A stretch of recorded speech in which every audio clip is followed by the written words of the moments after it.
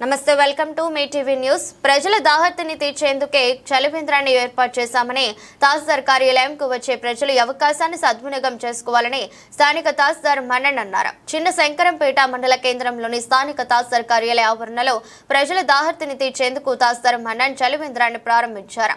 అనంతరం మాట్లాడుతూ కార్యక్రమంలో తహసీల్దార్ మన్నన్, డిప్యూటీ తహసీల్దార్ శ్రీనివాస్, రెవెన్యూ ఇన్స్పెక్టర్ రాజు, రెవెన్యూ కార్యాలయ సిబ్బంది పాల్గొన్నారు. అంటాడు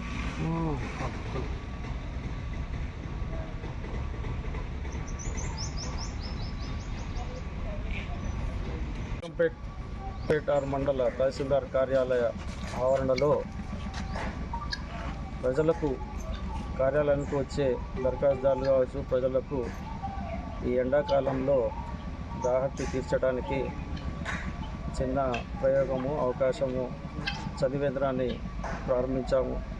మండల కార్యాలయానికి వచ్చే ప్రజలకు మేము 24 గంటలు మంచినీళ్ళు సదుపాయం కలిగించాలనే ఒక సదుపాయంతో మొదలెట్టాం. కాబట్టి ప్రజలు ఇటువంటి అవకాశాన్ని వినియోగించాలని కోరుతున్నాం. Thank you.